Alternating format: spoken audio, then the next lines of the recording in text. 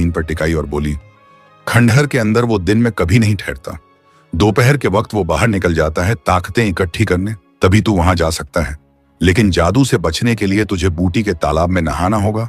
उस पानी में रहमत है जो नेक नीयत वालों को बचाती है। रहीम बोला, बूटी का तालाब कहाँ मिलेगा?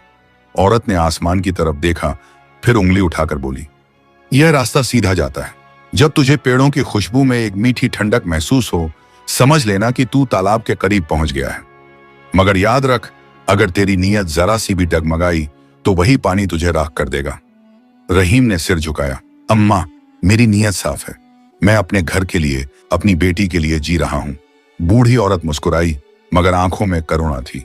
तू अलग है रहीम, तेरे अंदर डर नहीं, दर्द बोलता है, और दर्द वाले ही अल्लाह के करीब होते हैं। अब जा, मगर ध्यान रख, खंडहर के अंदर कोयल तुझसे बात करेगी, उसका कहना मानना, क्योंकि वही तुझे असली राज बताएगी। रहीम ने झुककर उसका हाथ छुआ। दुआ दीजिए अम्मा। उसने उसके सिर पर हाथ रखा। खुदा तेरे साथ हो बेटा। अगर तू जीत गया तो सिर्फ तेरी नहीं, कई रूहों की आजादी होगी।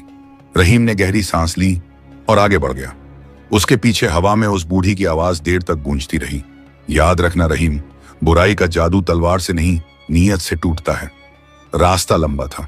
पेड़ों की जड़ें जमीन से उभरी हुई थीं, जैसे किसी छुपे हुए रहस्य की उंगलियां। हर कदम पर एक सरसराहट, हर सांस में किसी अनदेखी निगाह का एहसास। पर रहीम के दिल में अब डर नहीं था। वो चलते चलते रुक गया। हवा में एक अजीब सी ठंडक घुली थी। उसने आंखें बंद की।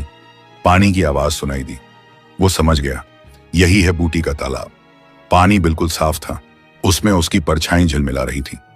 वो झुका और जैसे ही पानी को छुआ, एक आवाज आई, ए इंसान, अगर तू बुराई के लिए नहाएगा तो जल जाएगा, अगर नेकी के लिए नहाएगा तो तेरे जिस्म में नूर भर जाएगा।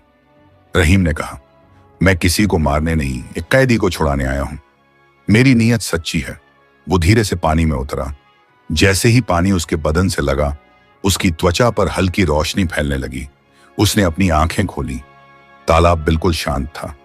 फिर वही आवाज आई, अब तू महफूज है रहीम, जा और उस खंडहर में सच को आजाद कर। रहीम पानी से बाहर निकला। कपड़े भीग चुके थे, मगर चेहरा चमक रहा था।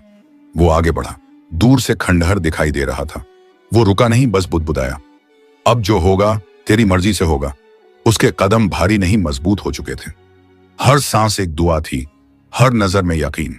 रहीम ने तालाब के पानी से निकलकर अपने कपड़ों को निचोड़ा और अपनी निगाहें आगे की तरफ टिका दी। दूर एक काली इमारत झलक रही थी, जैसे समय की राख से उठा कोई मकान। वही खंडहर था।